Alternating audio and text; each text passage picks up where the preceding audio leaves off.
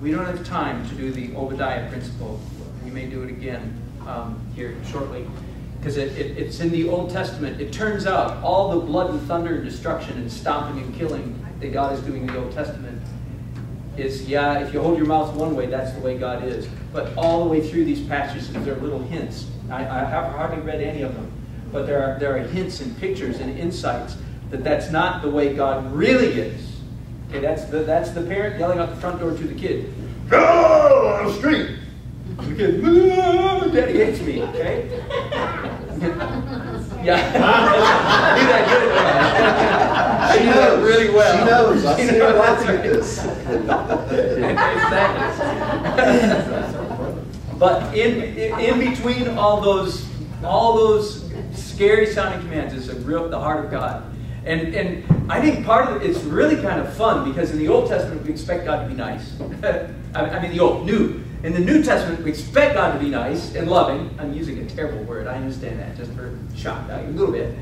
But in the Old Testament, when we find these poignant, powerful, unexpected descriptions of God's heart, there's something even more thrilling about it because of the context. You know, amidst waves and waves of desert, there's this oasis of God's love in the Old Testament.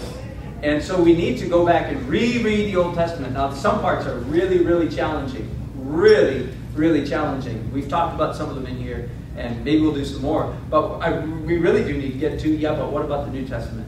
What about the New Testament? And surprise, all surprise, my answer is going to be pretty much the same. In the New Testament, it sounds like blood and thunder stomping and killing, but it's not. You hold your mouth a certain way, and you peek around the corner, you say, oh, that's not exactly, even in the passage we read this morning from 2 Peter 3, does not, and again, we've taken Old Covenant, mixed it in with the New Covenant, so we read those passages through Old Covenant lens, and yea, verily through medieval lens, and read things that aren't necessarily in that text. We're continually reading, God is going to damn all these people to hell forever, in places where it's not said, where it's not stated. That's just what we've been taught. In the Old Testament, one of those repeated refrains is, "Oh, give thanks to the Lord. For He is what? He is good. His mercy endures forever." Repeated over and over. Absolutely. It's there, man. It's there. And we could spend months just doing that through the Old Testament. Well, like what Vernon said, we're not there yet, or at least I'm not there yet. But when I go back and I read just Exodus and the 40 years in the desert, if God didn't, I don't see the curses and the punishments and all that stuff now. I see the blessings. Yeah. Because if God didn't love us, nobody would have made it to the New Testament. And they'd have all been. Well, they wouldn't. He really loves us to put up with us. Very well put. You understand, yes. The animal will eat their young sometimes, Yeah. But, no matter what, He loves us.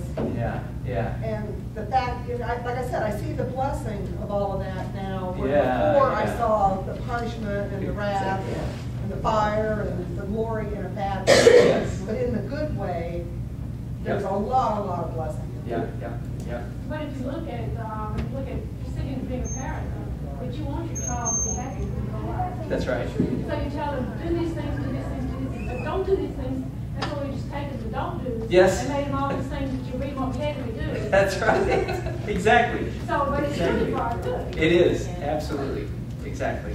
Just because of love. That's right. But also, it's the wise parent who knows that there's a point where I have to get past do, don't do, to release. Think about this and understand and decide in order for that child to become an adult.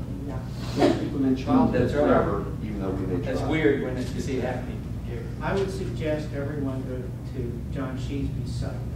Okay. I agree. .com and start at the first and go to the 12th page on renewing the mind. Yeah.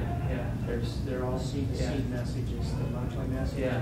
I've started. I think I'm on 3 or 4, and the third and fourth one I think I've listened to twice or 3 times before I got on to the next one. I agree. But it really, it's on this. Okay. Good.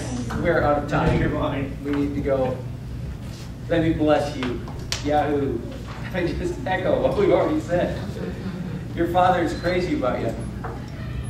He's so crazy about you. He's not waiting for you to straighten up. All bent over, crooked, and twisted, and broken as you are, your daddy's crazy about you. He would say to you this morning, you have no idea how much I love you. You have no idea how much I love you. You're my precious child. I love what you do. I love the way you're following me. I love the way you're walking with me. I bless the way you're walking. I bless you coming up, you're going in, you're rising up, you're lying down, you're going to work, and you're coming home. I bless your sleeping and your waking and your eating. I bless your friendships. I bless your meditations and your thinking and your reading. The Father would say to you, I enjoy you. I enjoy your presence. Don't come into my presence because you feel guilty and feel like you ought to. Just come because you know that I like you so much. Receive that. And I receive it in the name of Jesus.